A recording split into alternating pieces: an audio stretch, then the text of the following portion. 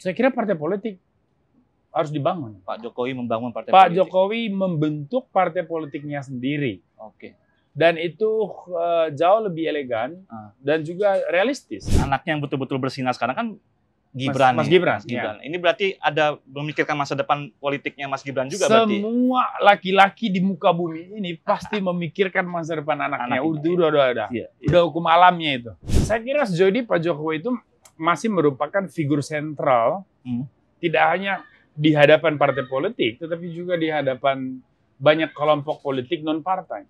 Konflik Jokowi dengan lingkaran PDIP, sebagian lingkaran ya Bang, karena kemarin Mbak Puan tuh udah menyerukan untuk ayo kita rekonsiliasi membangun bangsa bareng-bareng. Apa menurut Abang pengaruhnya terhadap konstelasi politik dan stabilitas politik pemerintah Prabowo Gibran?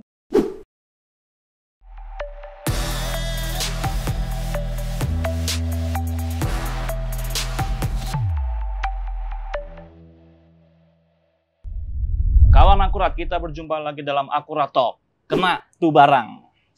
Tidak lagi berkuasa sejak Oktober 2024, Presiden ke-7 Republik Indonesia, Joko Widodo, masih menjadi media darling.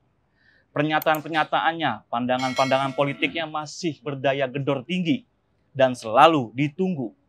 Bahkan Presiden Prabowo menobatkannya sebagai guru politik.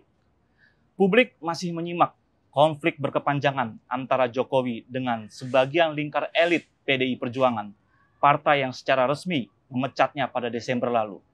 Tidak cuma itu, masih hangat wacana mendorong ayah dari Gibran Rakabuming Raka itu untuk memimpin Dewan Pertimbangan Presiden Republik Indonesia. Sebuah lembaga yang diatur oleh konstitusi, namun sampai kini belum terrealisasi. Memang tidak sedikit publik yang menghujat warisan-warisan 2 periode Jokowi. Di sisi lain, loyalisnya masih aktif tersebar di banyak wilayah. Bahkan sebagian besar aktif mendukung pemerintahan Prabowo Gibran. Di episode kali ini, kita akan membahas all about Jokowi yang belum berlalu. Sudah hadir bersama kita, pakar politik yang juga Direktur Eksekutif Lembaga Pemilih Indonesia, Boni Hargens. Bang Boni, terima kasih banyak Bang Boni sudah menyempatkan waktu ini, karena Bang Boni terlalu sibuk, kita akhirnya jemput bola nih, nemuin Bang Boni di luar. Biasanya di studio. Nggak apa-apa Bang. Tapi terima kasih lah sudah datang. Ini kita datang karena Bang Boni insight-nya daging semua ini biasanya nih. Bang, kita mau ngupas habis nih, Jokowi yang belum berlalu. Nah, baru-baru ini kan LPI, Lembaga Pemilih Indonesia, Bang Boni pimpin, itu merilis survei ya Bang ya. Yang isinya tuh mayoritas publik atau 80,5% ya Bang ya. Publik 0,05. Iya, menilai Presiden ke-7 Joko Widodo merupakan figur tepat untuk menjabat sebagai Ketua Dewan Pertimbangan Presiden, One Team Press. Apa yang mendorong LPI mengangkat survei ini, Pak? Ya, pertama memang itu datang dari hasil diskusi internal LPI. Dari adik-adik para peneliti itu menyampaikan kepada saya, ini satu lembaga yang perannya strategis. Jadi kalau presiden muncul di publik, seringkali isi pidato atau bahkan kebijakan yang dikeluarkan mesti melibatkan para penasehat yang ada di dalam Dewan Pertimbangan Presiden.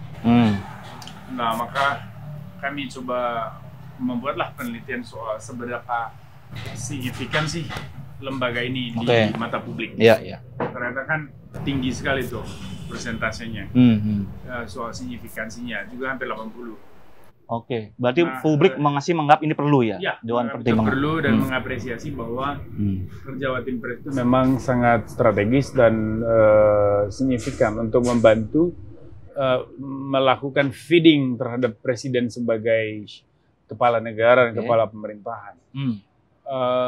Juga kita mengajukan pertanyaan soal di antara semua tokoh yang mungkin atau yang potensial menjadi ketua One Press atau Dewan Pertimbangan Agung, Dewan Pertimbangan Agung, itu kira-kira siapa? Dan ternyata 80,05% publik mengatakan bahwa itu mantan Presiden Joko Widodo. Pertanyaan terbuka itu, Bang? Pertanyaan terbuka, tetapi kemudian kita susul dengan pertanyaan, kira-kira faktor apa saja yang membuat pilihannya jatuh ke Presiden Jokowi? Iya. Mayoritas menilai bahwa variabel pertama soal pembangunan infrastruktur kinerja selama 10 tahun Presiden Jokowi. Mereka merasa bahwa Presiden Jokowi ini terbukti berhasil membangun Indonesia pada sektor infrastruktur, dan itu tidak akan pernah bisa dibantah oleh siapapun. Akses jalan dan segala macam dari pusat sampai daerah sudah terbuka. Bahkan daerah-daerah terpencil, daerah terluar juga sudah mengalami sentuhan pembangunan di era Pak Jokowi. Lalu yang kedua, Pak Jokowi masih menjadi trendsetter di dalam opini politik nasional, sehingga orang semua mengingatnya itu dengan mudah. Kemudian yang ketiga juga ada faktor bahwa konflik elit yang juga menyeret nama Pak Jokowi di tingkat nasional itu melahirkan keberpihakan. Keberpihakan dari para loyalis dan juga simpatisan Pak Jokowi. Lalu sentimen itu membuat Pak Jokowi makin dicintai itu. Dan dianggap ini pemimpin yang layak, memiliki kompetensi, pengalaman, dan juga yang paling penting adalah leadership-nya. Sosoknya sebagai pemimpin dan kualitas kepemimpinan itu sudah teruji. Apalagi Pak Prabowo mengatakan sebagai guru politiknya, ini membuat derajatnya itu lebih tinggi dari semua kandidat lain. Ini opini publik nih. Nah, itulah kemudian hasil yang kita publikasi di beberapa waktu lalu. Jadi, ya. Jadi, One Team Press itu masih penting, walaupun saat ini Presiden Prabowo sudah memiliki 7 orang penasihat khusus. Menurut Anda sendiri bagaimana? Sebetulnya kan pelembagaan terhadap kelompok para penasehat itu penting. Kalau para penasehat itu hanya isinya orang-orang yang bisa diangkat secara independen oleh hak prerogatif presiden, itu nanti orang akan melihatnya pertanggungjawaban dari kinerja mereka itu akan seperti apa. Karena nasihat-nasihat yang disampaikan oleh para penasihat ini itu akan membentuk pendapat, kebijakan, program yang akan dijalankan atau dibuat oleh presiden sebagai kepala pemerintahan dan kepala negara. Nah, karena sebegitu seriusnya, maka publik juga pasti akan menuntut siapa di balik ini yang memberikan nasihat.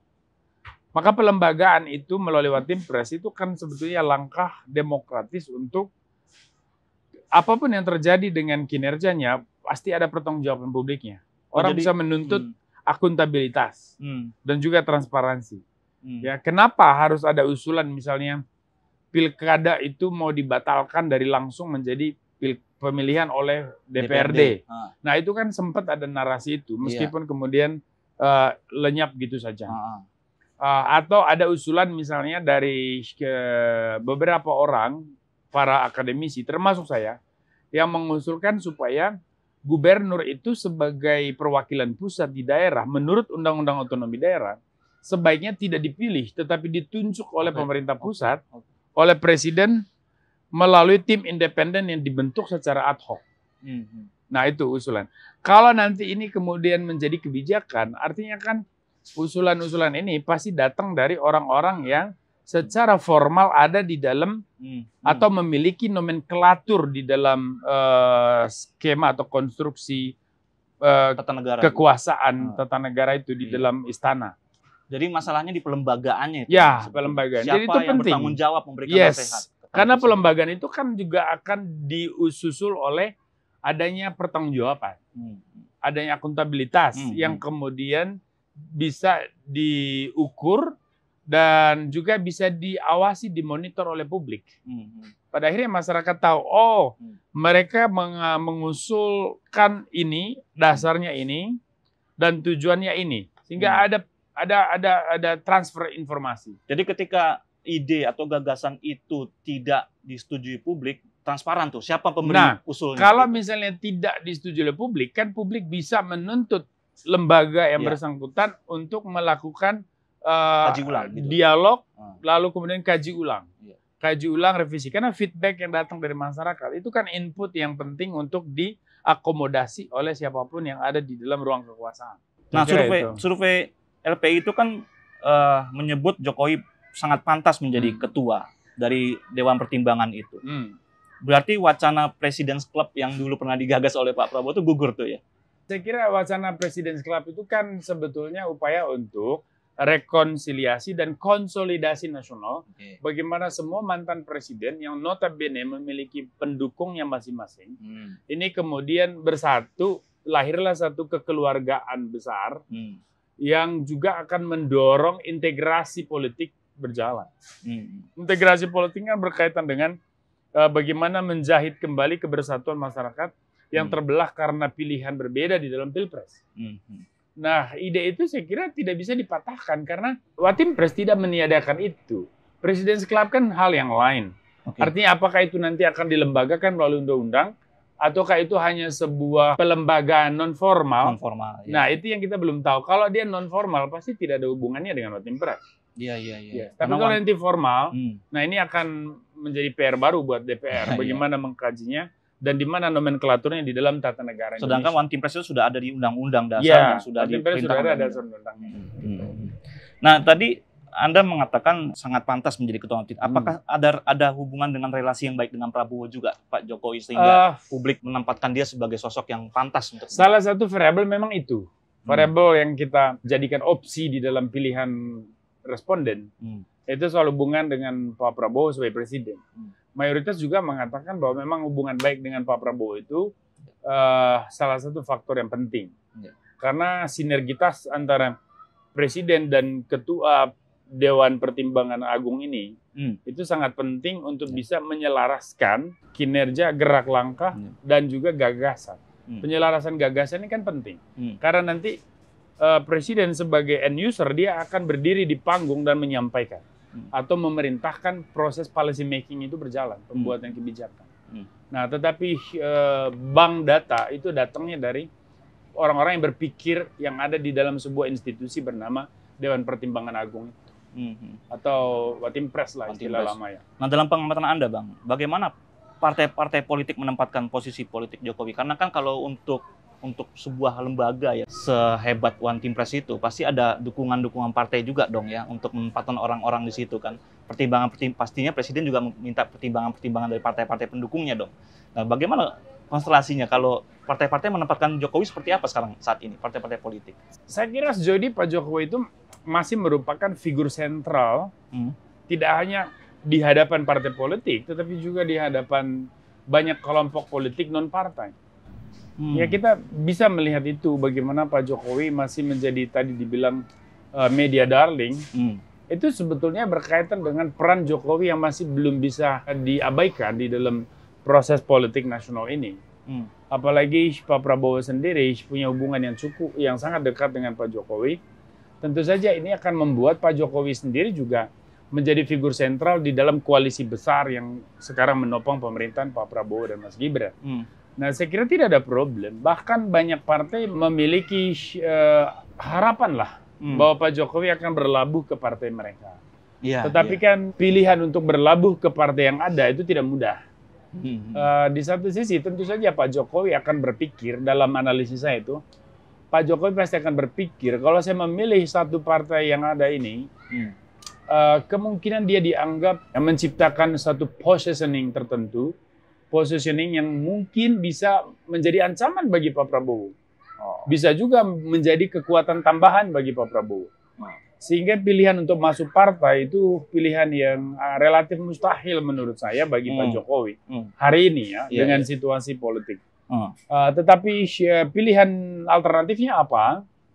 Saya kira partai politik harus dibangun. Pak Jokowi membangun partai politik. Pak politik. Jokowi membentuk partai politiknya sendiri. Oke. Dan itu jauh lebih elegan dan juga realistis.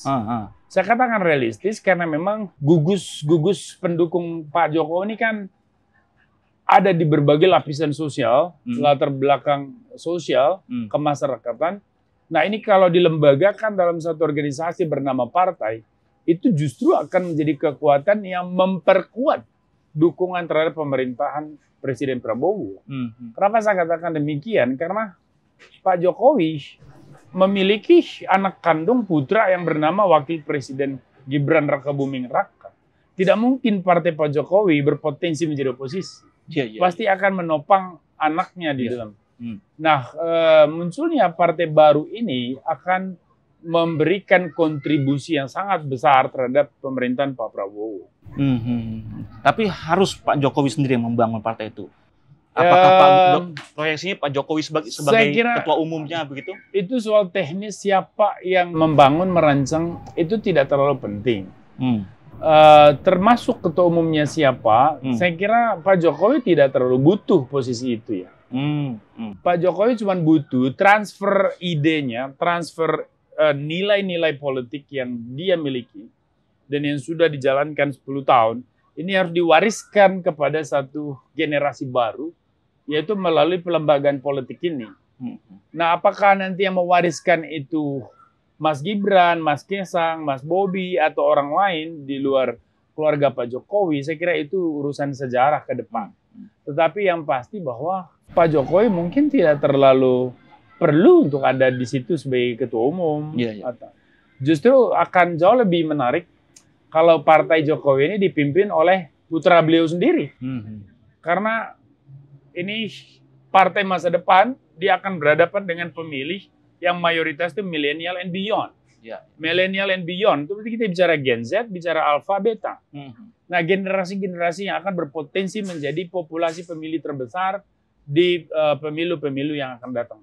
Nah, sehingga peluang partai Pak Jokowi ini justru akan sangat besar untuk bisa lompat kelas partai baru atau partai lama yang menjadi baru, itu lompat menjadi partai menengah atau partai atas gitu. Nah, itu dari hitungan matematika politiknya ya. Tapi pastinya akan ada muncul stigma negatif nih Bang. Ini mendirikan partai hanya untuk kepentingan menjaga karir politik keluarganya, anaknya Gibran atau menantunya. Saya punya pertanyaan begini, partai politik apa di Republik ini yang tidak dikuasai oleh satu kekuatan politik tunggal atau satu keluarga politik tunggal, kecuali PKS? Partai mana? Yang ada di parlemen loh ya, kita bicara parlemen. Hampir nggak ada. Semua partai politik besar itu dikuasai oleh satu keluarga yang paling kuat lah, paling powerful. Kita bicara misalnya di sana ada Nasdem, di sana ada Surya Paloh. Kita bicara Gerindra sendiri ada Pak Prabowo. Kita bicara PDIP, di sana ada Ibu Mega. Kita bicara soal Perindo ada Pak Haritanu. Golkar agak berbeda karena dia merupakan partai lama yang punya tradisi sendiri. Dan partai ini memang tidak dipengaruhi oleh faksionalisasi yang ada di dalam partai. Ya, siapapun yang memimpin partai ini akan tetap utuh dari luar. Bahwa di dalamnya dia mengalami fraksionalisasi atau faksionalisasi itu semua orang juga sudah tahu.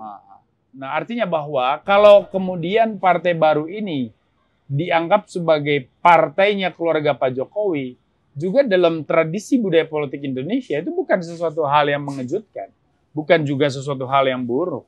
Yang paling penting kemudian adalah apakah partai politik ini akan menampilkan, mempromosi nilai-nilai demokrasi atau tidak. Kan itu yang dinilai oleh publik. Terbukti ketika Gerindra dipimpin Pak Prabowo sekian periode dan mempromosi nilai demokrasi, menang juga jadi presiden. Ketika Nasdem juga mengelolanya juga secara demokratis, dia juga menjadi partai menengah yang kuat. Ketika Partai Demokrat sebagai partai keluarga Pak SBY juga dikelola dengan benar, dia menjadi partai yang kuat juga. Begitu juga yang lain, hanya Perindo yang masih, saya kira dia sedang berjuang untuk menaikkan kelasnya. Tapi artinya bahwa penguasaan pada tingkat leadership-nya itu ternyata tidak begitu berdampak terhadap pandangan publik. Nah, tetapi kalau saya melihat informasi-informasi yang berkembang di media, Partai Jokowi ini kemungkinan kan akan menjadi satu varian partai baru, di mana dia mengambil pola dari perusahaan-perusahaan TBK. Jadi setiap orang yang menjadi anggota partai memiliki saham di dalam partai, maka dia adalah pemilik partai. Kurang lebih begitu. Nah, Super kalau TBK. Super TBK. Kalau modelnya seperti itu, saya kira kita tidak akan pernah bisa mengatakan ini partai Pak Jokowi. Karena semua orang yang ada di situ, adalah pemilik partai, ya? Kurang lebih begitu. Nah, makanya saya mau tanya juga, ini konsep Super TBK ini di mana konsep pemilihan ketua umum dilakukan secara terbuka. Anda Yes. melihat ide ini membumi atau utopia belaka ya? Sebagai sebuah terobosan baru, tentu saja ini akan membuat masyarakat ini berpikir. Ini terobosan ini akan membawa kita kemana? Saya kira mayoritas pemilih ke depan kan ini generasi milenial, Gen Z dan Alpha itu. Ya. Maka di tangan mereka lah yang akan memutuskan partai ini akan menjadi partai masa depan yang dibutuhkan atau masih dianggap sebagai partai yang utopis. Terlalu dini. Menurut saya kalau kita menilai bahwa gagasan Super TBK ini utopis. Justru saya melihatnya ini akan menjadi partai masa depan, model partai. Karena apa? Di dalam kajian sosiologi politik misalnya, kita melihat perkembangan masyarakat politik, orang-orang akan cenderung jenuh dengan institusionalisasi pola-pola konvensional. Jadi cara-cara konvensional dalam pelembagaan politik orang jenuh karena penguasaan politik oleh orang-orang itu saja dengan cara yang itu juga dan kemudian kurang fleksibel dengan dinamika atau perubahan zaman. Itu kan yang terjadi. Nah, orang menuntut adanya pelembagaan politik yang fleksibel dan dinamis dan selaras dengan perkembangan zaman. Jadi seperti apa budaya generasi Z, generasi Alpha atau milenial, nah itu juga harus membentuk budaya politik sebuah partai politik. Nah, kalau partai Super TBK ini nanti kemudian bisa menyelaraskan diri, mengadaptasikan dirinya dengan dinamika sosial ini, saya kira dia akan menjadi partai masa depan yang sangat kuat. Jadi partai ini bukan semata-mata karena ada konflik Pak Jokowi dengan partai lamanya PDI Perjuangan ya Bang ya berarti ya? Munculnya tidak seperti itu. Kalau Abang lihat. Kalau kita bicara soal akar partai politik, memang Gerindra muncul sebagai perpecahan Golkar. Ya. Hanura muncul sebagai pentolan Golkar. Ya. Begitu juga yang lain. Lalu Perindo juga pentolan Nasdem. Ya. Nasdem pentolan Golkar. Jadi bisa dikatakan Perindo cucunya Golkar. Ya, dan seterusnya. Model pembentukan partai politik dalam sejarah atau dalam teori memang beragam. Ada yang berdasarkan kompromi di tingkat elit, ada yang berdasarkan perpecahan dalam sebuah partai lama, ada juga yang karena ada tuntutan pembangunan atau tuntutan perkembangan sosial dari masyarakat yang mendesak segelintir orang yang berpikir dan memiliki kapasitas untuk kemudian melakukan pelembagaan kehendak aspirasi itu melalui sebuah partai politik. Jadi macam-macam teori pembentukan partai politik.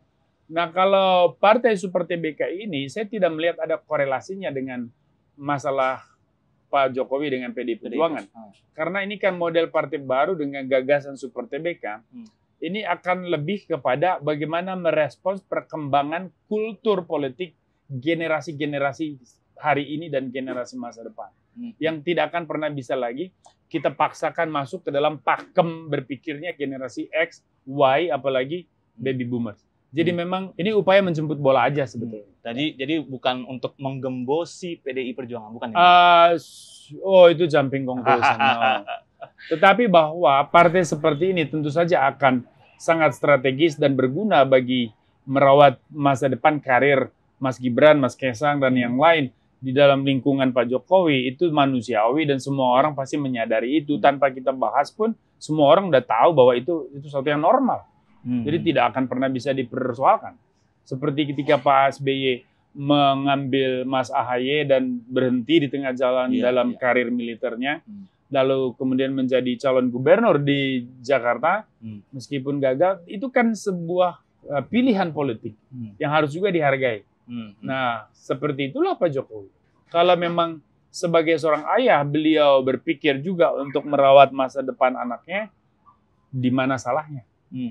Nah, itu semua orang pasti melakukan itu. Anaknya yang betul-betul bersinar sekarang kan Gibran. Mas Gibran. Ya. Ini berarti ada memikirkan masa depan politiknya Mas Gibran juga berarti. Semua laki-laki di muka bumi ini pasti memikirkan masa depan anaknya. Udah hukum alamnya itu. Bahkan penjahat pun dia mikirin anaknya ketimbang yang lain. Oke Bang, ini kita ke isu yang lain nih. Konflik Jokowi dengan lingkaran PDIP. Sebagian lingkaran ya Bang. Karena kemarin Mbak Puan tuh udah menyerukan untuk ayo kita rekonsiliasi membangun bangsa bareng-bareng. Apa menurut Abang pengaruhnya terhadap konstelasi politik dan stabilitas politik pemerintah Prabowo Gibran? Konflik antara Jokowi dengan PDI Perjuangan. Pertama sih saya tidak melihat lagi potensi konflik itu begitu serius. Tidak seperti beberapa minggu yang lalu atau bulan lalu. saya kira sekarang kedua pihak sama-sama menyadari bahwa islah itu suatu keharusan. Rekonsiliasi politik di tingkat elit itu sangat penting untuk menjamin stabilitas di level akar rumput. Stabilitas di level akar rumput ini kan akan berkaitan dengan kondusivitas jalannya sebuah pemerintahan. Nah, kedua pihak saya kira menyadari itu. Dan Pak Jokowi sendiri sampai hari ini saya kira tidak pernah merasa ada musuh atau ada dendam terhadap siapapun. Bahwa Pak Jokowi sempat dinyatakan diberhentikan dari partai politik, ya, saya kira itu bukan kemauan Pak Jokowi. Kalau itu adalah kewenangan partai, tentu sah-sah saja. Tetapi Pak Jokowi sendiri tidak pernah menunjukkan ada dendam. Justru hari ini semua menyadari pentingnya persaudaraan politik ini, ya, solidaritas, persaudaraan. Maka perjumpaan Pak Jokowi dengan Ibu Puan kemarin itu menurut saya sinyalemen yang sangat positif. Adanya kemungkinan islah antara PDIP dengan keluarga Pak Jokowi. Nah, kalau itu terjadi, betapa eloknya ini dinamika politik ke depan.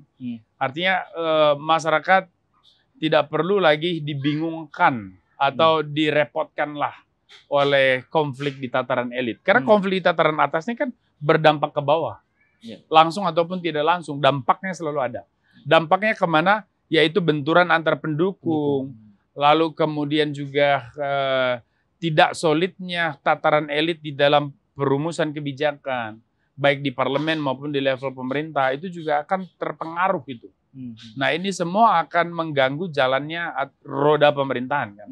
Nah, makanya apa yang disampaikan oleh Presiden Prabowo udah benar, yaitu para elit ini sebaiknya kembali bersatu, hindari perseteruan. Tantangannya semakin besar. Ya, karena ke depan tantangan kita akan semakin besar. Tentu saja tantangan semakin besar karena dinamika di konteks global ini menuntut kita untuk bertindak. Ya, dari aspek keamanan misalnya. Gejolak Ukraina-Rusia belum selesai. Gaza itu kelihatannya hampir selesai, tapi kan masih berjalan tuh. Nah, kemudian dampak-dampak lanjutannya itu terhadap rantai pasok bahan-bahan kebutuhan masyarakat dunia, ya, makanan dan sebagainya. Itu juga, dan segala macam aktivitas lalu lintas dagang itulah. Itu juga akan terdampak oleh semua itu. Belum lagi kita bicara soal kemungkinan perang dagang antara Cina dengan Amerika yang semakin panas belakangan. Kalau tidak ada kata sepakat antara Beijing dan Washington, tentu saja ini akan mempengaruhi ekonomi di berbagai kawasan, termasuk di Asia. Nah, ini akan menjadi tantangan bagi Indonesia, bagaimana kita akan merespons dinamika ancaman global ini. Nah, kalau di dalam negeri kita tidak bersatu, kita akan kesulitan ini menghadap badai dari luar. Nah, itu yang saya bilang, pernyataan Presiden Prabowo itu sebuah ajakan untuk kita lebih bijaksana dan realistis bahwa musuh kita itu adalah potensi-potensi masalah dan ancaman yang akan kita hadapi dari luar dan juga dari dalam, tetapi bukan sesama kita gitu lah. Jadi janganlah saling bermusuhan di antara elit gitu. Jadi harapan Pak Prabowo itu bisa berlaku juga ya buat Pak Jokowi dan Ketum PDI Perjuangan Ibu Megawati ya. Saya kira Pak Jokowi sudah berinisiatif lebih awal untuk melakukan rekonsiliasi dengan menjalin kembali keakraban dengan Ibu Puan dan seterusnya. Karena bagaimanapun kan Ibu Puan itu masa depan PDI Perjuangan. Karena beliau adalah putri kandung Ibu Mega yang saat ini memiliki jabatan yang sangat strategis, yaitu Ketua DPR RI. Ya. Itu kan jabatan yang sangat-sangat penting di dalam demokrasi kita. Artinya pertemuan Pak Jokowi dengan Ibu Puan bagi saya sih esensinya sama aja dengan pertemuan Pak Jokowi dan Ibu Mega. Karena kan ya figur yang sama. Iya, figur sama. Karena kan Ibu Puan kan juga mencerminkan sikap batin politik dari Ibu Mega. Kalau Ibu Puan bisa berbesar jiwa dan bijaksana di dalam menyambut Pak Jokowi di acara Nasdem, ya itu kan sikap Ibu Mega sebetulnya. Berarti ini tinggal nunggu momentum aja nih, Pak. Makanya saya nggak yakin. Dan saya tahu betul Ibu Mega saya amati dari puluhan tahun lalu. Ini bukan ibu yang pendendam, bukan. Beliau sangat terbuka terhadap segala macam bentuk kompromi, dialog, ya, rekonsiliasi. Kalau memang itu untuk kepentingan yang lebih besar, yaitu kepentingan bangsa dan negara. Saya percaya itu. Apalagi kan Pak Jokowi juga ingin berdamai dengan PDI Perjuangan kan bukan untuk kepentingan Pak Jokowi, tapi untuk menjaga kondusivitas. keamanan dari si iklim politik. Jadi ini kepentingan nasional. Kepentingan bangsa dan negara. Kan itu sebenarnya. Bang Boni, thank you. Bro. Terima kasih. Terima kasih banyak. Terima kasih, luar biasa. Kawan Akurat, demikian dulu untuk diskusi kita kali ini. Semoga bermanfaat. Kita akan bertemu lagi dalam episode selanjutnya. Akurat Talk, kena tuh barang.